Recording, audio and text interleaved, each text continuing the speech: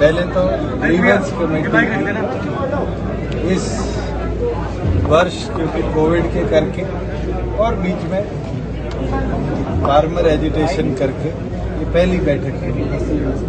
इसके अंदर लगभग 15 प्रार्थियों की समस्या के ऊपर चर्चा भी हुई, समाधान भी निकाले गए, कईयों के ऊपर एक्शन भी लिया गया और साथ में लगभग 20 के आसपास अन्य प्रार्थियों की भी बात हुई। और हमें उम्मीद है कि उनकी जो समस्याएं बाद में आई हैं, जिनके ऊपर आने वाले भविष्य में एक्शन होना चाहिए, उस पर भी उनकी सेटिस्फैक्शन के उपरांत कार्रवाई हो। कल से प्रदेश के अंदर प्रोक्योरमेंट प्रोसेस सरसों का और गेहूं का शुरू है। पूरी तौर पर उसकी तैयारी कर ली गई है।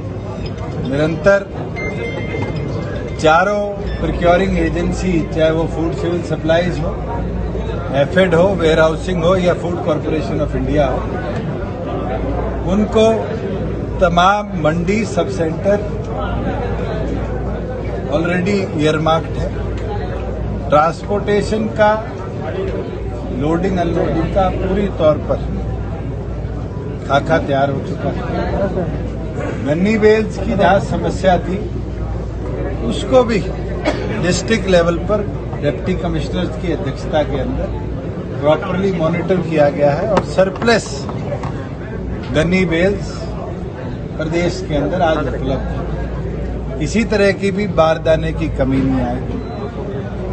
आड़ती भाइयों को भी 2.5% जो उनकी कमीशन है वो पूरी सरकार टाइमली देने का काम करेगी।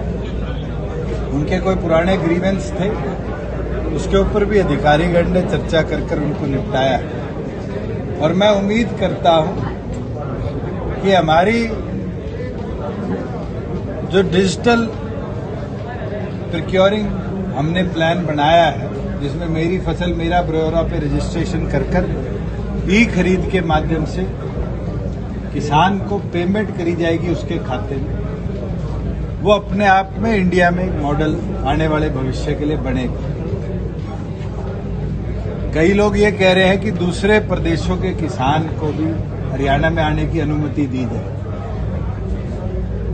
आज जिन लोगों ने चर्चा करी है, मैं तो उनसे पूछना चाहता हूं कि जिन 3 एक्ट्स पे स्टे किया गया है उसमें ये लिबर्टी मिल रही थी मार्केटों के अंदर कि किसान कहीं बेचे कहीं खरीदे, तो आप लोगों ने मिसगाइड कर किसान को भ्रमित करने का काम किया। उसके बावजूद भी हरियाणा सरकार ने 10,000 से ज्यादा किसान साथ लगते हुए राज्य के रजिस्टर भी किए हैं, वेरीफाई भी किए हैं और उनकी शेड्यूलिंग भी करी।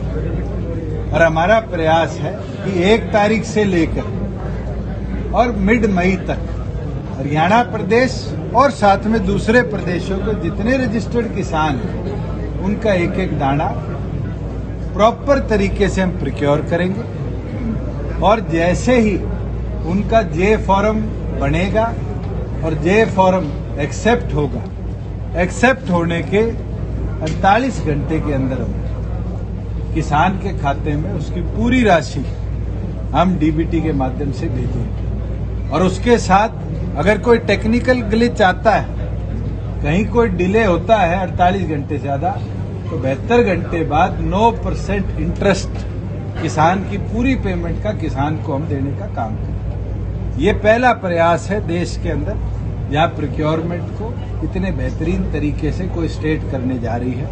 मैं देख रहा था पंजाब के मुख्यमंत्री ने शायद प्रधानमंत्री से मांग करी है कि किसान के खाते में पैसा ना दिया जाए।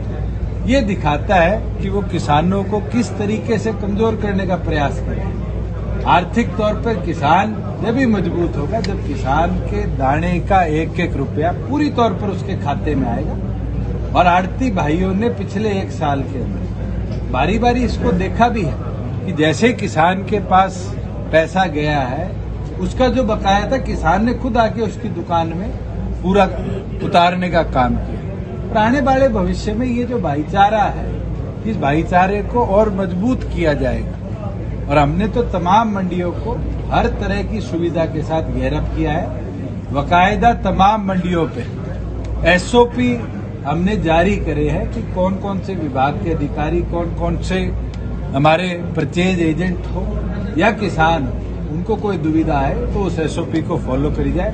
उसका पीडीएफ फॉर्मेट भी हम आज संडे तक पूरी तौर पर पब्लिश कर देंगे कि हर एक के मोबाइल में ये व्यवस्था हो कि प्रोक्योरमेंट में अगर कोई दिक्कत आती है, चाहे वो ई खरीद की वेबसाइट पे हो, चाहे मार्केट कमेटी के कोई सॉफ्टवेयर में हो, तो एसओपी फॉलो करके उससे तुरंत निपटारा दें। किसान आंदोलन का समाधान कब निकलेगा सर? कैसे पूछेंगे? ये आप मेरे से मत पूछो, ये उन 40 नेताओं से पूछो जो हजारों की संख्या में किसानों को दिल्ली लेकर गए और पिछले 2.25 महीने से जब केंद्र सरकार चर्चा करना चाहती है, वो चर्चा के लिए क्यों नहीं जा रही? आज केंद्र तो तैयार है और मुझे लगता है बिना चर्चा के आज तक कभी भी कोई समस्या का समाधान नहीं निकला। मैं तो इस पक्ष में हूं, केंद्र से किसान नेताओं को चर्चा करनी थी और चर्चा करके इसका निपटारा। आज आप भी जिला सचिवालय पहुंचे पानीपत, किसानों ने बाहर काले झंडे और किसानी झंडे दिखाए, तो विरोध कर रहे हैं। पीसफुल प्रोटेस्ट करना सबका अधिकार है, हम भी करते थे, विपक्ष में थे। लॉ एंड ऑर्डर कोई हाथ में ना ले, अगर कोई लॉ एंड ऑर्डर हाथ में लेता है तो सख्ती से कार्रवाई। पंजाब में जो बीजेपी विधायक की जो पिटाई हुई, पूरी तौर पर निंदा करता हूं और अगर ऐसी कोई गतिविधि होती है तो मुझे लगता है कि सख्त से सख्त कार्रवाई वहां के पुलिस एडमिनिस्ट्रेशन को उन लोगों के विरुद्ध करनी चाहिए जिनने पब्लिक रिप्रेजेंटेटिव के साथ इस तरह की घटना करी। अगर हमारे प्रदेश के अंदर ऐसी घटना हुई होती तो आज पूरे देश में उसका संदेश भिजवाने का हम काम करें। आज एक इलेक्टेड रिप्रेजेंटेटिव के साथ इस तरह की हरकत कर रहे हैं, आप सोचो कि आने वाले भविष्य में तो फिर किसी के साथ भी कोई भी सामाजिक असामाजिक तत्व ऐसी घटना कर दे, उसके लिए जिम्मेवार कौन हो? मैं तो पूरी तौर पर पंजाब पुलिस का फेलियर मानता हूं, उनके एडमिनिस्ट्रेशन का फेलियर मानता हूं कि ऐसी घटना हुई, उसको पुलिस वालों ने देखा और वहां कोई कार्रवाई। अभी चौटाला ये कह रहे हैं कि जेजेपी और बीजेपी के अगर बंदे गांव में आए तो उनको बांध लो पोल के साथ। अबे चौटाला को आप सीरियस पॉलिटिशियन मानते हो? मैं तो बता रहा हूं, जिस दिन उनको आपने सीरियस पॉलिटिशियन मान लिया उस दिन आपको पता चल जाएगा प्रदेश में क्या क्या। अबे चौटाला तो ये कहते हैं कि सांसद उन्होंने पहली बार आपको ही बनाया था। वो तो पता नहीं, मेरी तनख्वाह भी वही दे रहे होंगे, मेरी ट्यूशन फीस भी वही दे रहे होंगे, मेरे कपड़े का खर्चा भी वही दे रहे होंगे। जो आदमी इस तरह की बातें करता है वो सीरियस पॉलिटिशियन नहीं है। आज राजनीतिक तौर पे कोई चर्चा करनी है तो जरूर करिए। सर, सरकार योजना बना रही है किसानों के लिए, अभी आपने बताया, वो कौन से किसान है जिनको लाभ मिलेगा? क्योंकि किसान सड़कों पे, सर किन किसानों को लाभ मिलेगा सर आपकी योजना होगा? मैं तो आपसे पूछना चाहता हूँ, आप कह रहे हो किसान सड़कों पर है, मैं कह रहा हूँ किसान को उसकी फसल का पूरा दाम दिया जाएगा। कल 1 तारीख है, आज धीरे धीरे सरसों मार्केट में आनी शुरू हुई थी जिसका पूरी तौर पर प्राइवेट परचेज हो रहा है। तो जो सरसों बेच रहे हैं वो क्या किसान नहीं है? अब 1 तारीख के बाद धीरे धीरे गेहूं आएगी, अगर वो मंडी में लेकर आएगा तो वो क्या किसान नहीं है? पहले आप लोग फैसला कर लो कि सड़क पे खड़े लोगों को किसान बोलोगे या खेत में से अनाज काट के लाने वाले लोगों को किसान? आपके लिए क्या है सर, किसान वो भी है या ये दोनों किसान बने जाएंगे? तो सारे किसान हैं। अगर आपकी 1 किला जमीन है, खेती करते हो, आप भी किसान हो, तो आज पत्रकारिता सर उनका हल क्यों नहीं हो रहा? सर जिन लोगों ने आपको चुना, आज भी गांव में बुजुर्ग लोग बोल रहे दुष्यंत हमारा बेटा है, तो सर आज बेटा कहीं गुम हो गया क्या? बेटा कहाँ गायब है? मैं तो कह रहा हूँ चर्चा तो करो। आप कहते हो एक और पर कि मंडियां ऊपर नहीं करनी चाहिए, दूसरी ओर पर आप कहते हो दूसरे प्रदेशों का अनाज लो, ये तो खुद कॉन्ट्रेडिक्टरी है।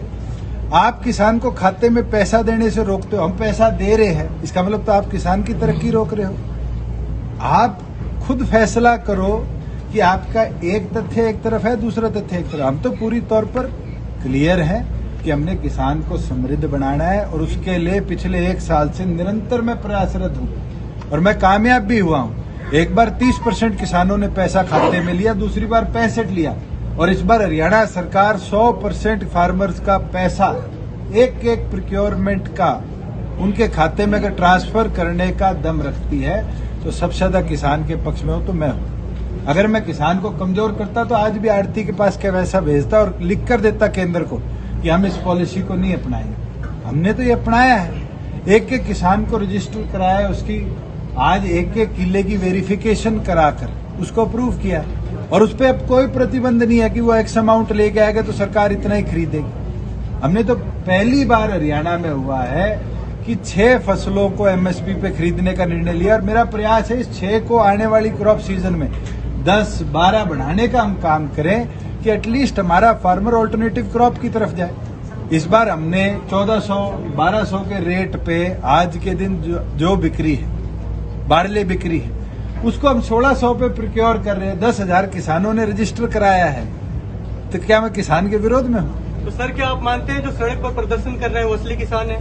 पहले उनकी पार्टियां तो देख ले कौन सी। सर, खाद्य आपूर्ति विभाग के आप जैसे मंत्री हैं, ये देखा जाता है कि हर बार ही फूड एंड सप्लाई डिपार्टमेंट में कोई भी सीजन आता है तो सामने आता है, जिन इंस्पेक्टर्स पर आरोप लगते हैं उन्हीं की दोबारा ड्यूटियां लगा दी जाती है सीजन में। प्रिक्योरमेंट को एक डिपार्टमेंट नहीं करता, 4 डिपार्टमेंट ज्वाइंटली करते हैं। डिस्ट्रिक्ट एडमिनिस्ट्रेशन उनको मॉनिटर करता है। अगर आपके पास कोई स्पेसिफिक इस तरह की कंप्लेंट किसी एक मंडी की है या अनेकों मंडियों की, तो आप मेरे को दीजिए।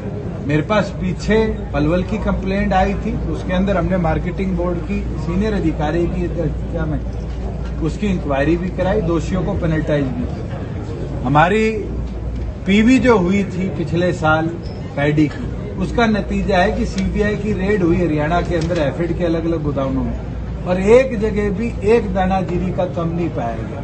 We were successful to at least इस तरह की समस्याओं को रिजॉल्व कराने के लिए। अगर कोई आपकी जानकारी में will be more than happy. Sir आखिर सर कोरोना को लेकर सर क्या कहेंगे? कोरोना की स्थिति क्या है सर? मैं तो यही कहूंगा, भैया कोरोना दोबारा बढ़ रहा है, अपना मास्क पहनो, सुरक्षित सर